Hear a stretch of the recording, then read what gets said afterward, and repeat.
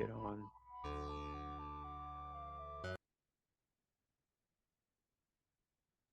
Hello, hello. How's it going, Curtis? It's going well. How are you? Good. So we have here Kurtis Homan, St. Cloud State University, presenting on bracket runner game and a game-based learning simulation to teach tournament operations. If that wasn't a mouthful enough. Yeah. Well, wait until yeah, we have some long titles. That yours isn't too bad. It's sort of mid. The next one is a lot longer, actually, the ACT one. So wait till I Oh, introduce that one. So, all right, I'm going to hand it off to you. Thanks, Curtis. okay. So hello everyone. My name is Dr. Kurtis Homan. Wait, I'm 10 minutes early. Am I going now? Yeah, I mean, Okay. you got some extra time, All so right, great. Well, I yeah, had to cut a lot of minutes, so we'll just get yep, started and I'll dribble on as I yeah, do. you can have a few extra minutes, and yeah, all good. You're good to Okay. go. All right, then we'll just jump right into it. So, hello everyone. Dr. Kurtis Homan, representing St. Cloud State University in Minnesota. And today I'm going to be discussing the Bracket Runner game, which is a game-based learning simulation that we use to teach tournament operations at our university.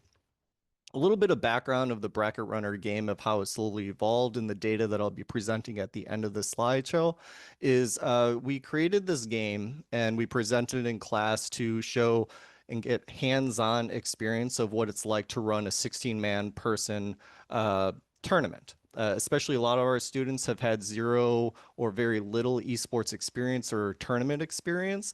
And so this is a very controlled environment to be able to actually expose them to a lot of what a tournament looks like and the real-time decisions that need to be made as a tournament or a bracket runner to run the tournament. We've conducted this little study over 2 semesters so far, and each time during the class session, this game is played a minimum of 4 times, and so I'll be presenting of how students learn from game 1 to game 4. And a little bit more information, just keep in mind that the first and second time that the students engage in this game, they have the exact same setups, but for games 3, 4, and on, we allow the students to start making their own independent decisions of how many stations that they're going to essentially purchase to use for their tournament operations, if that's how many additional streaming setups versus non-streaming setups.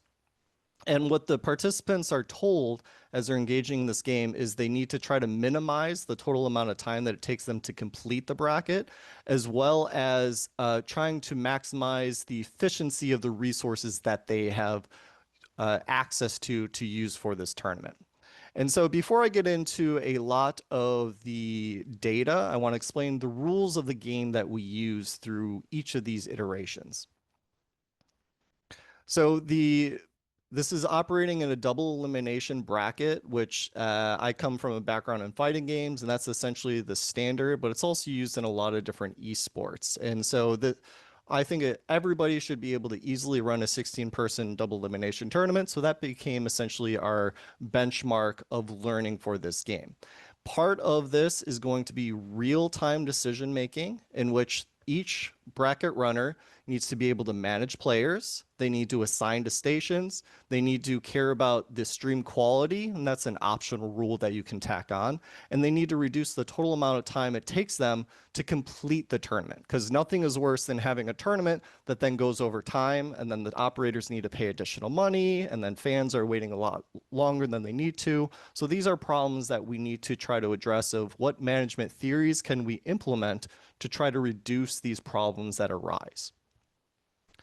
The equipment to be able to play this game is you need a standard deck of cards, and for this you actually only need half a deck of cards, and it could already be very well mixed. You don't need to have all diamonds and spades or anything else. Just cut a deck in half, and there you go. You can support up to 2 players. Each player then also needs to have 2 30-second sand timers. This is essentially going to simulate off-stream games. And then we also have one 1-minute timer, which is going to simulate simulate the on-stream games. Why the on-stream games are a little bit longer is because we assume that you're hopefully running ads from your sponsor and other little hiccups that happen with on-stream. Just anecdotally, if you go to an esports tournament, the stations that are off-stream generally run a little bit faster compared to the on-stream because of production and all that stuff. So we simulate that within this tournament. You then need a pen or a pencil. I recommend using a colored pencil. It's just a little bit easier to see. And then you also have this double elimination 16-man bracket. We do operate this on paper, and this may look a little bit different than any of you have seen. This is a complete 16-man tournament that we can actually fold in half and do the full recording. You may have seen the double elimination tournament, which can take up a full page. And if you've been to a big tournament, then they need the extended clipboard. This essentially shrinks it down, very manageable to actually conduct the bracket runner game. And then for the instructor, all they need access to is a stopwatch. Generally, I just go online, I look for a stopwatch, and I present it on our projection so everybody knows of how long the game has progressed, because this is one of the metrics that we use to see of how effective that the students are in completing the tournament the fastest. And so once you have all the information, all the equipment ahead of you, now it's time to really hammer home the goals of the game. In the most basic version of the game, we are looking at minimizing that total amount of time.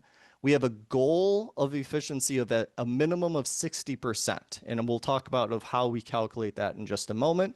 But there's also additions that we can have onto this game that are a little bit more advanced, like trying to maximize stream quality of matches. And so you're caring more about seeding and planning before you even run the tournament. And then you could also add on the cost factor, because yeah, you can say, well, if I only had 20 off-stream stations, then I can operate extremely fast. But in the real world, you now have to pay for 20 stations. And so it's all about trying to find that balance between how many stations do we really need under the time constraints that we have. And so we then move on to phase one. And phase one is all about the individual, everybody's working by themselves of operating a bracket. Part of this is step one is the planning phase. You need to go around and do player registration. So how you do that is you take your half deck of cards and you're just going to be essentially making pairs that are going to be used throughout the tournament. So in this case, we have the 6 of spades and 6 of diamonds.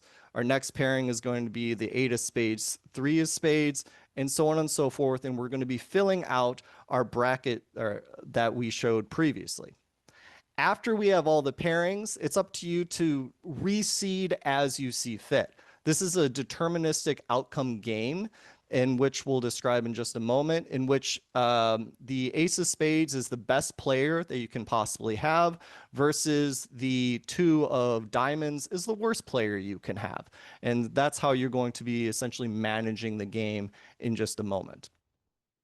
After that, after you have everything seeded, you're going to be filling out that bracket and just following the general guidelines. We'll have an example of that in just a moment.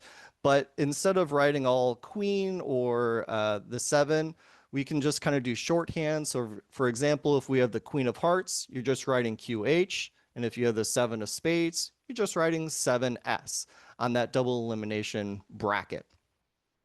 After you have your entire sheet recorded, you're going to take all of your players and all of your spectators, and you're just going to give them a quick little wash to make sure that everybody is well mixed in with this group. This simulates that even before your tournament doors open, you don't know who the first person entering your tournament is going to be. Is it a spectator? Is it a top player? Is it a mid player? You have no idea. And so once all of your players are ready, the last thing that you need to do is you need to position your stations. And in the game 1 and 2, you have 2 off stream and 1 on stream. And then you need to have adequate space to be able to lay matched pairs in front of them.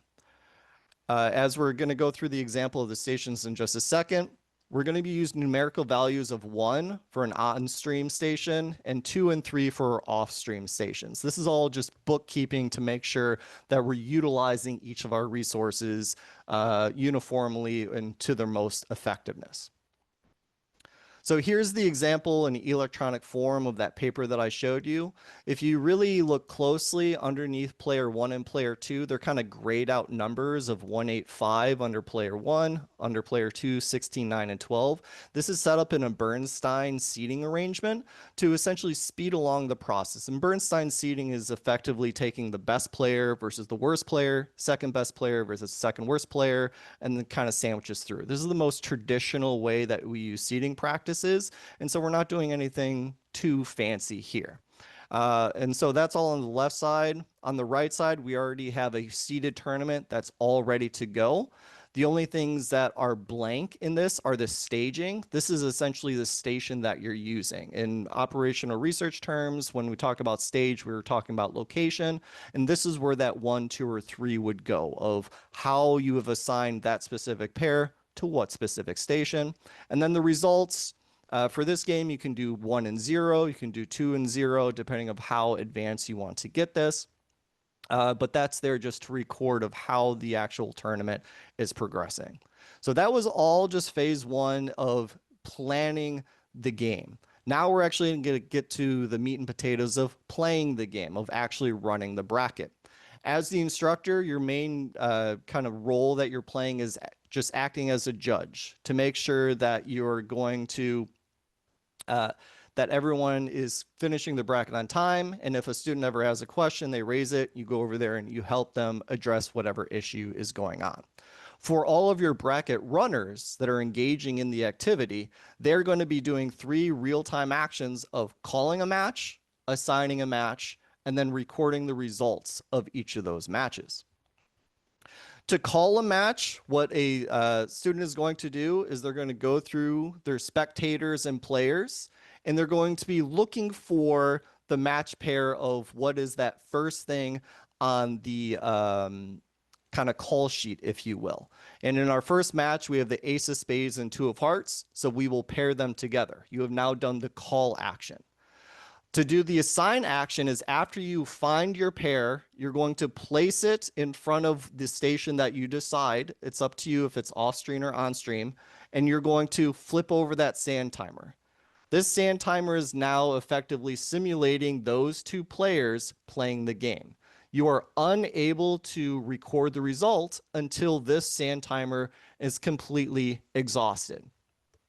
But once the last grain of sand falls from the sand timer, we can then move to the record results section, which uses a deterministic way of winning.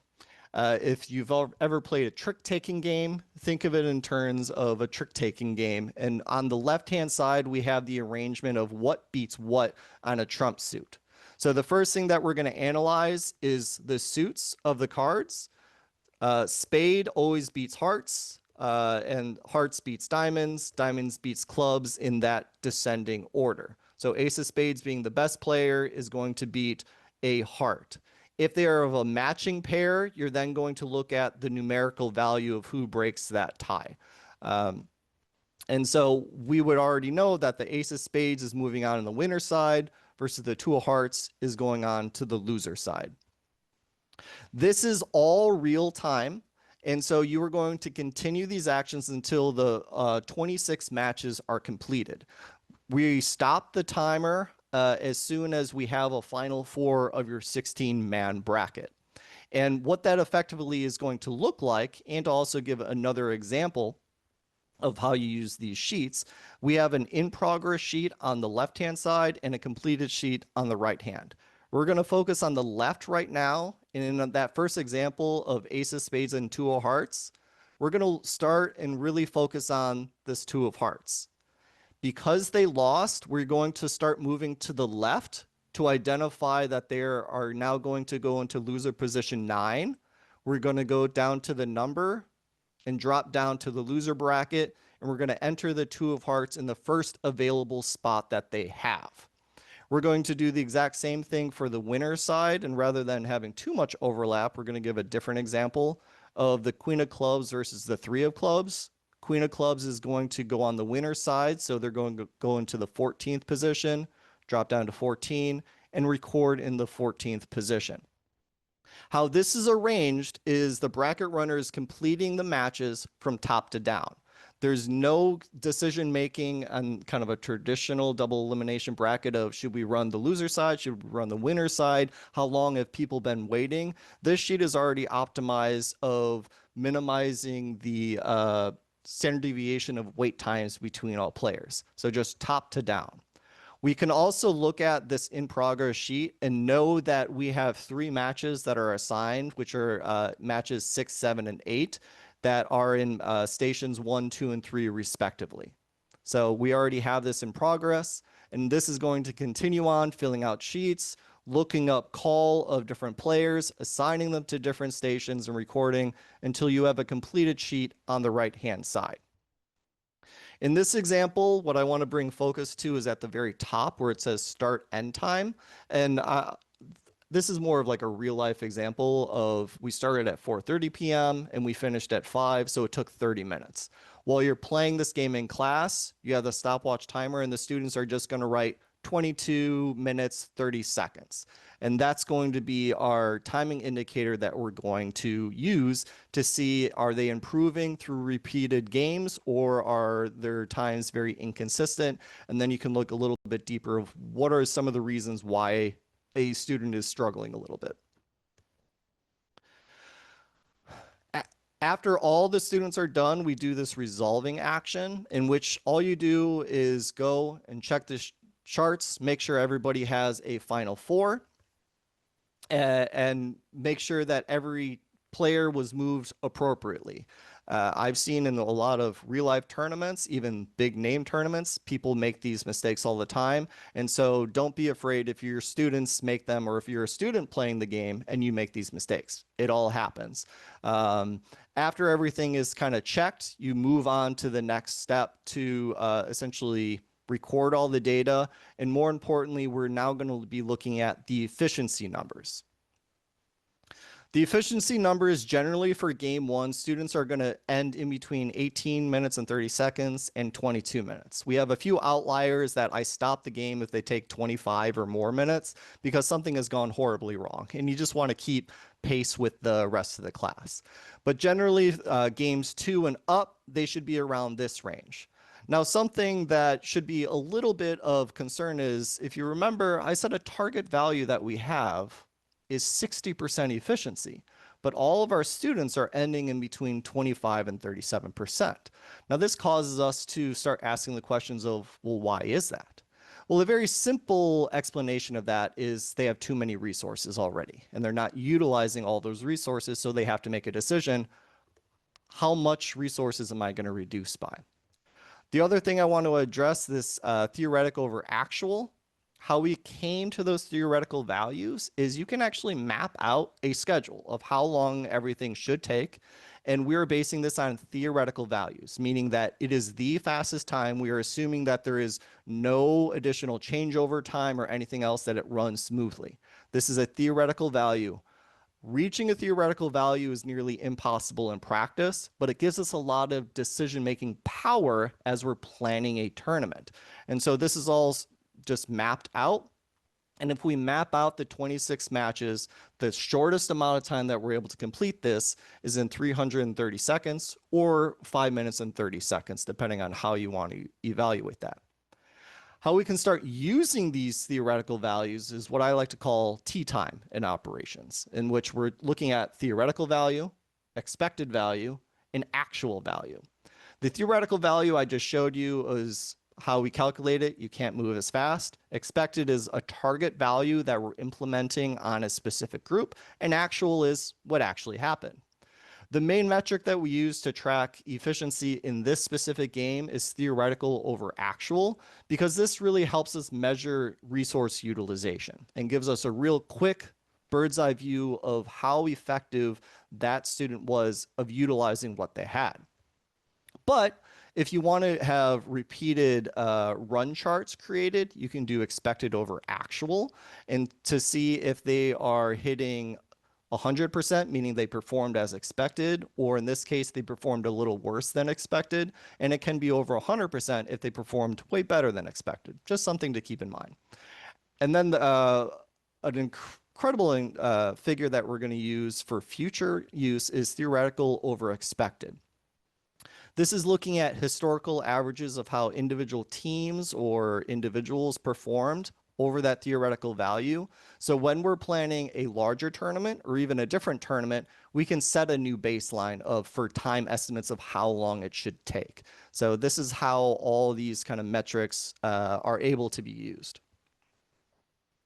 Now let's get into the fun bit. We want results. Playing the game is all nice, but is there any learning objectives that are being met? And so what we have here is we gathered all the data at the top line. It's me who plays the game to show essentially the best numbers and best efficiencies that you essentially can reach. The peak student, so the best performing student, the average of all the students that have taken the class, as well as the lowest performing student to show the generalized range of how everybody's performing. The first thing that I really want to identify is when we look at the peak student compared to the averages, our peak students' time actually started to increase again, but they did this essentially the exact same amount of work with a lot less than resources. Why this is very critical in a real life scenario is they essentially are able to complete the entire bracket for less money. And so now it's your thought of, okay, they're a minute slower compared to the average, but it also costed them one less PlayStation 5 setup that we needed to purchase. And so what is it? $600 for that, add on another $500 for the monitor and any other tech issues. You're saving about $12,000 for an extra minute. These are the decisions that we're going to be using in more of an advanced game, putting in a real life scenario. Another interesting metric that I want to identify is a lot of times these simulation games want to always compare just game one to the final game that being played. What we observed is that students learn actually fairly quickly between game one and game two. And so it doesn't give us the full picture of our learning goals being met with the combination of playing this game and the lectures that we have to go along with management theory. And everybody has decreased the total amount of time and everybody increased their efficiencies from game one to game two, but that sharply starts to drop off, especially with time savings, meaning that after they get over that first hump of how we run a tournament, their times are fairly consistent. Yes, of course, there's some fluctuation between students, but on average, that's what we're looking at. But that same average that is taking that 17.5 minutes, their efficiency numbers are going up, meaning that they're learning how to do the exact same amount of work with just a little bit less. And through repeated practice and through repeated use of management theories to do further analysis, you're able to actually do more with less. And that's one of the main goals that we have through this learning initiative. I know some of you may not like just raw numbers. I get lost in numbers all the time. And so we created the exact same numbers just in a more graphical form to show different changes. What I want to identify that game one and game two, without giving too much away, is everybody has too much resources. So in the discussion after the games, if ever a student says, I could do better if I only had more on-stream stations or more off-stream stations, they're going the opposite direction. That tells me that they're not really understanding of why we're tracking efficiencies to be able to perform less. And in one instance, of course, I got complaints over using the paper, and they said, well, we can implement a software package. And I said, okay, well, you can do that, but it's going to add into your real life costs. And so that software package plus the iPad or whatever they were purchasing, they were going to do the exact same amount of work for $1,200 more. And I said, okay, so why would I hire you who needs more money compared to someone that doesn't need an extra $1,200? And I want them to start thinking of that aspect of competition amongst even peers. But once students have that more autonomy for games 3 and 4 to start making their own decisions, that's when you start to really see a bigger improvement with their efficiencies, even if their times stay relatively the same. But it doesn't just stop there. There's a lot more of modules that we can build on. And I'm not going to go into the full data with this because only one of my classes was able to succeed. And while learning, they're only focused on their tasks and there's no communication. Once the group I feel understands of how to do their own individual jobs, then we start adding in that communication component, meaning are they ready to run a much larger tournament that runs not only for 30 minutes, but that can last for 3 days, for example. And you need to be able to communicate in there. The only additional rule that we have is instead of each person just having 16 players, for each additional communication that they have or group member that they're working with, they add an additional 16 players to that. And so the example that we have here, this is actually my students engaging in this game, so you can actually see it a little bit in action. In is they're actually running a 48-person double elimination tournament. They have split up the cards in which there's all different players and spectators coming from even different doors, and it's up to them to be able to find the appropriate players and get them to the right stations to be able to engage in this game. You can also observe that the students decided independently that they want to have 2 on-stream stations and 4 off-stream stations in order to engage in this activity. And I'm not going to play the entire footage here. This is just the first minute of play because it's a little bit more hectic, especially just starting out. But this is just another example for students to experiment in a very controlled environment to be able to start implementing a lot of the managerial discussions that we have related to creating histograms, process mapping, bottleneck analysis that are not only used within an esports tournament like we're simulating, but are heavily used in other areas in manufacturing operations as well as service operations. And so there's a lot of overlap between these concepts as we're moving forward. And so with that, that's all I had. I'm going to loop this just kind of one more times as we start getting our few first questions about the presentation.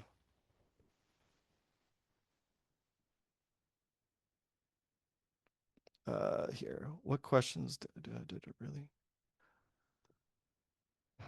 Okay, a really great idea. It sounds really useful. How good does this transferability work for the students? Do they play more realistic in their tournaments? To play more realistic. So how I had this arranged is we conduct the simulation a minimum of 4 times. In this class, we did it up to 6 times because we let them experiment with cooperation in the simulation. At the end of the semester, they had to arrange their own tournament, and we had to restrict their time to a full class period, which is 1 hour and 15 minutes. During that, they selected 4 kind of skill challenge games in which they needed to plan for all the real people in that example to play through all the 4 games. We also had a tiebreaker that they fully wrote up to practice as well as implement. And what I was mostly grading them were they able to complete the entire tournament in close connection with the plan that they created. Because if their plan doesn't match what actually happened, that shows me that there was a disconnect between the learning material and the simulation. And so this was one way that we were able to measure the effectiveness of playing the game, pulling it back into theory, and then using the theory to show continuous improvement in actual tournament operation. I won't identify the student, but one of these is involved in one of our esports teams, and he was overlooking somebody else's tournament, and he was sitting next to me identifying every error that was being made. He's like, oh, that's going to cost him 15 minutes. Oh, that's going to cost him 30 minutes, just making simple managerial errors. And just because I've been in operations now for over 10 years, oh my God, when I go to an esports tournament, I can't turn it off. And so I see errors happening all the time. And then it just kills me when people are saying, well, we just need more stations and we can get it done. It was like, you're not using your stations well enough. I won't say the tournament that I was just recently at, but they were less than 20% efficiency of the stations that they had. They should not be asking for more money. They need to implement managerial techniques to get it done. Stand a paper prototype. What are common ways students try to cheat within the game, and what do you do in those situations? This game, because it's happening all in class and I can kind of see what is going on, very few cheating happens. There's been, I think of the 2 semesters I've done this, there's one that it didn't look like a student was really following the directions, meaning that they would assign a station and they would immediately start recording, which is kind of against the rules. How can you already indicate the player that's going to win before it even finishes? Even if the entire universe knows that the ace of spades is the best player in the entire league, we still have to wait for the game to conclude. If I was ever suspicious, then I go over and you just kind of stand and float to make sure that they're following it. And if you do see them record, you make those minor corrections. Especially for that first game 1 and 2, I expect more errors to happen. For example, another way is, well, the students are supposed to hold the whole audience deck in one of their hands, but I've had students that just lay out, essentially fan out all the cards, so it's a little bit easier to find, which kind of goes against of how we're supposed to be finding the players. But there hasn't been any like majorly cheating, especially because a lot of this is real time. I can see sand falling off of each station. So I can even make minor adjustments to know when a student is doing very well or not doing very well. Especially if they keep writing and a sand timer never changes, it's fairly obvious when you're observing them to playing the game. Change the goal. Good luck hitting. Those are the only questions that I see right now, but I know I'm on a little bit of time lag. Dr. Jenny, do you see anything else or? Oh, now you're fixing your head. Oh, that's fine. Kurtis, can you hear me all right? Yeah, I got you. Got about 1 minute here. Forgive me if you've already answered this. Do you have these the rules in the description of this game posted anywhere? This is the first, like more of a no, simple question. Okay. I've presented this at a little workshop and I've presented this now to show the rules, but this is the first time that I've presented the results data from running the game. Gotcha. Okay. All right. Sounds good. Well, I think we're ready to get set up for the next presentation. Any final words? No, hopefully this is helpful to think a little bit about tournament operations in your classroom settings. Definitely. Thanks so much for the presentation, and gamification is always makes things more fun for sure. So we're going to get set up for the next presentation, which is titled Time to Act, using behavior analytic exercises based on acceptance and commitment therapy